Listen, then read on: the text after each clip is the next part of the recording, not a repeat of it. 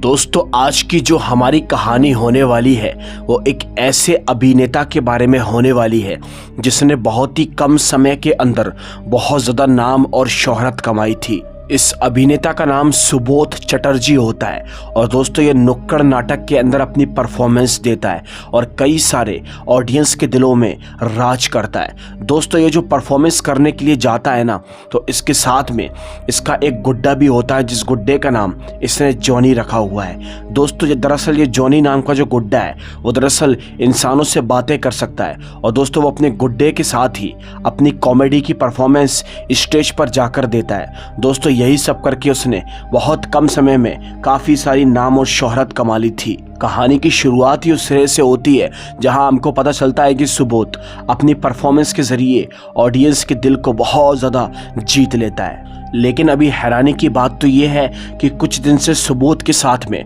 कुछ अजीबोगरीब प्रकार की घटनाएं हो रही थी। परफॉर्मेंस ख़त्म करके वो यहाँ पर आराम करने के लिए जाता है तो उसे एक बहुत खतरनाक सपना दिखाई देता है। जिस सपने के अंदर कोई उसे मार रहा था, लेकिन दोस्तों अचानक से जब उसकी आंख खुलती है तो वो पाता है कि ये सिर्फ एक वहम है। सुबोध को दोस्तों बहुत गंदी गंदी आदतें लगी हुई है, जैसे कि उसकी एक गंदी आदत कि वो शराब बहुत पीता है, इसीलिए कई वक्त वो नशे में रहता है। उसके घर का नौकर जो दोस्तों उसके घर के अंदर काम करता है वो उसे समझाने की कोशिश करता है कि इतनी शराब मत पीजिए, लेकिन सुबोध किसी की नहीं सुनता बल्कि उसको ही डांट कर यहाँ से भगा देता है। वो बोलता है कि किसी दिन आपकी ये शराब आपको ले डूबेगी।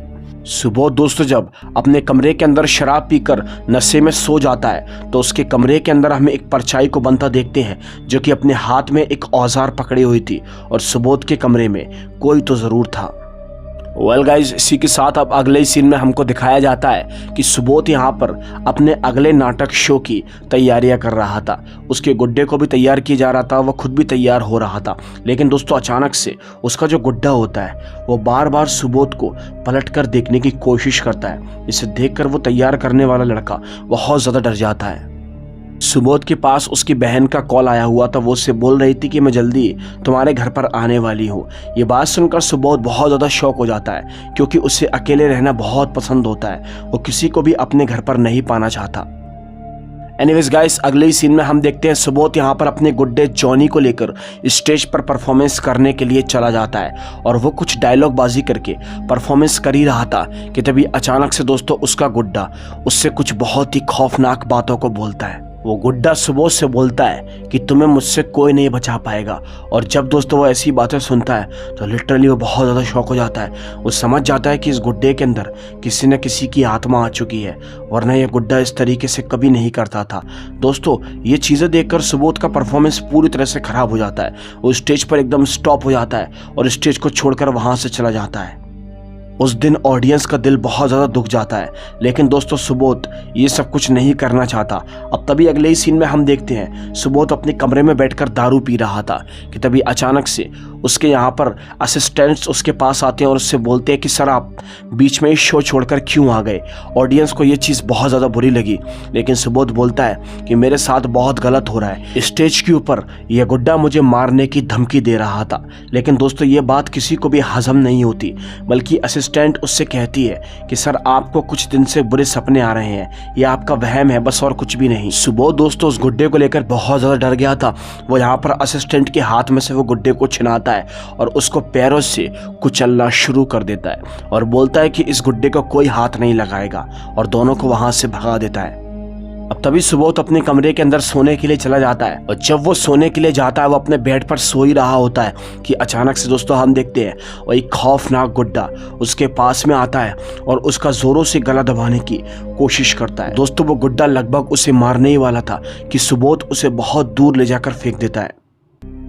और अब अगले ही सीन में दोस्तों हम देखते हैं सुबोध का जो नौकर है जो कि घर के अंदर खाना बना रहा था किचन के अंदर, वो गुड्डा दोस्तों उसके पास भी पहुंच जाता है और अब दोस्तों वो यहाँ पर इसको भी डराने की कोशिश करता है। ये गुड्डा दोस्तों बहुत ज़्यादा खतरनाक होता है। ये यहाँ पर उस नौकर पर भी झपट जाता है और उसका गला दबाकर उसे जान से मारकर ख़त्म कर देता है।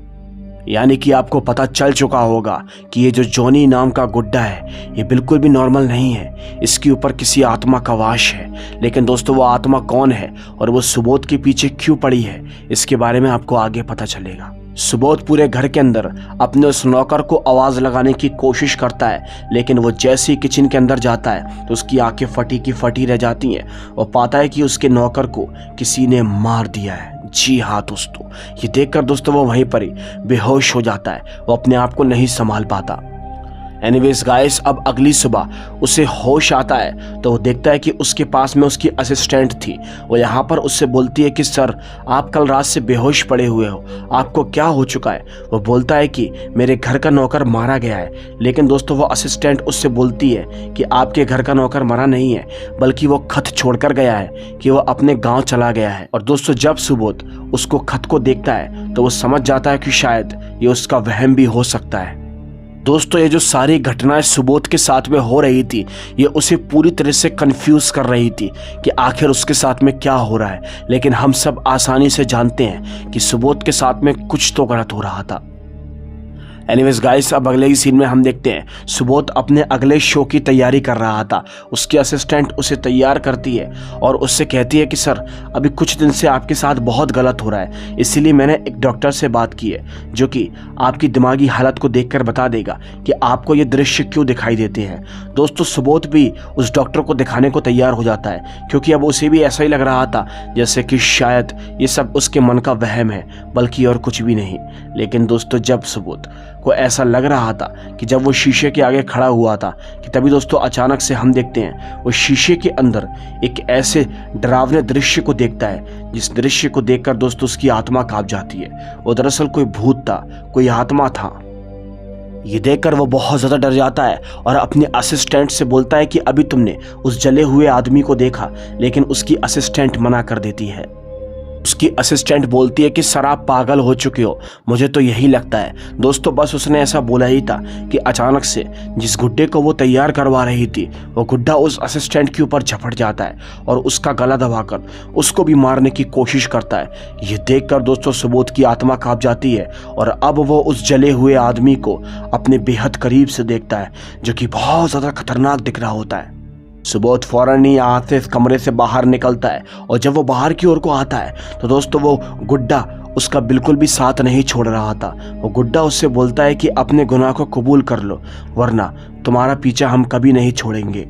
यानी कि पास्ट में सुबोध के साथ में कुछ तो ऐसा हुआ है जो बेहद ही डरावना है। अब तभी दोस्तों हम देखते हैं सुबोध यहाँ पर कुछ भी बातें नहीं सुनता उसकी, और वो फौरन ही दोस्तों उस गुड्डे को यहाँ पर मारने की कोशिश करता है। वो दरअसल दोस्तों उस गुड्डे को ज़मीन पर फेंकता है और उसके ऊपर ऑयल लगाकर उसमें माचिस की तीली से आग लगा देता है।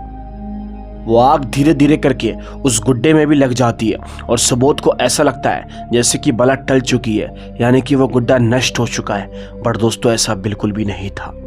अब तभी दोस्तों अगले ही सीन में हमें अगली सुबह का सीन दिखाया जाता है, जहां हम देखते हैं सुबोध की बहन उसके घर पर आती है और घर के अंदर प्रवेश करती है तो उसे कोई भी दिखाई नहीं देता। पूरा घर एकदम सुनसान पड़ा हुआ था।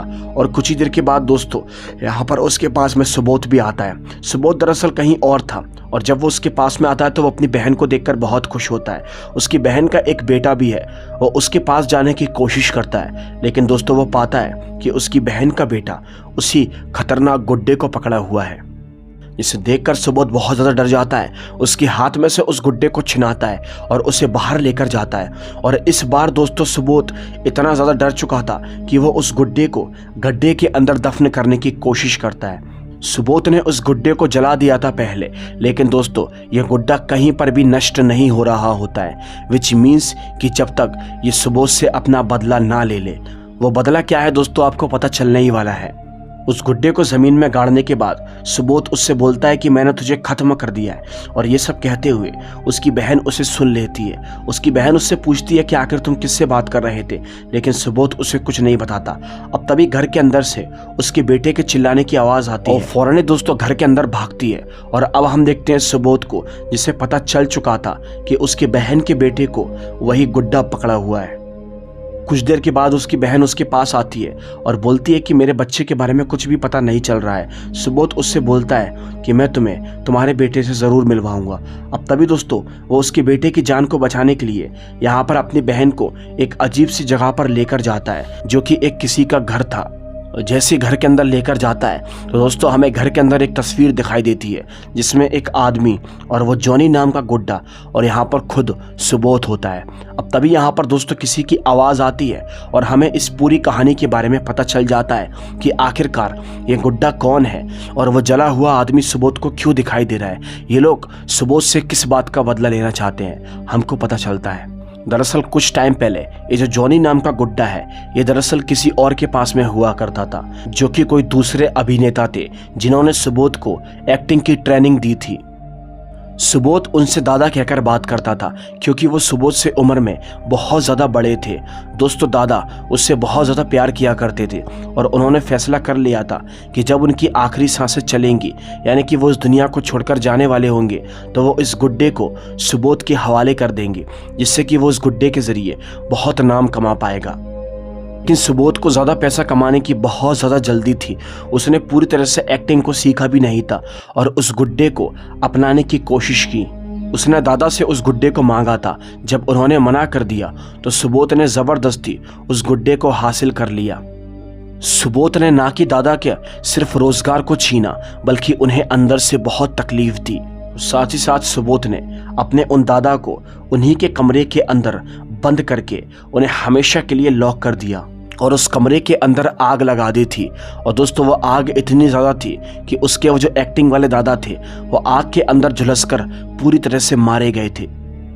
वो आग के अंदर झुलसकर मरते रहे और ये परफॉर्मेंस दिखाकर मोटी रकम कमाता रहा। बस यही वजह है मरने के बाद उनकी आत्मा अपना बदला लेने के लिए वापस आई है। उसकी बहन यहाँ पर दादा की आत्मा से बोलती है कि मेरे बच्चे ने आपका कुछ नहीं बिगाड़ा है, प्लीज़ उसे छोड़ दो। और तभी दोस्तों कुछ ही देर के बाद दादा उसके बच्चे को छोड़ देते हैं। लेकिन उनकी जली हुई आत्मा सुबोध के पास आकर झपट जाती है और गला दबाकर मारने की कोशिश करती है। उसकी बहन बोलती है कि सुबोध को छोड़ दो, उससे गलती हो चुकी है। और दादा उससे बोलते हैं कि इस गलती की एक ही सज़ा है और वो है सज़ाए मौत। जिसके बाद दोस्तों कुछ ही देर के बाद उनकी आत्मा सुबोध को बड़ी ही दर्दनाक तरीके से मार डालती है और सुबोध को भी अपनी तरह मौत देकर आग में झुलसवाकर मरवा देती है। जिसके बाद में दोस्तों वो वहां से गायब हो जाते हैं। सुबोध जैसे ही मरता है उस आत्मा को शांति मिल जाती है और वो उसकी बहन यहाँ से अपने बेटे को लेकर चली जाती है। इसी के साथ ये कहानी यहीं पर ही ख़त्म होती है। अगर आपको ये वीडियो अच्छी लगी हो तो लाइक करके चैनल को सब्सक्राइब कर देना। मैं आपसे मिलूंगा एक और दिल दहला देने वाली कहानी के साथ। तब तक के लिए बाय एंड सी।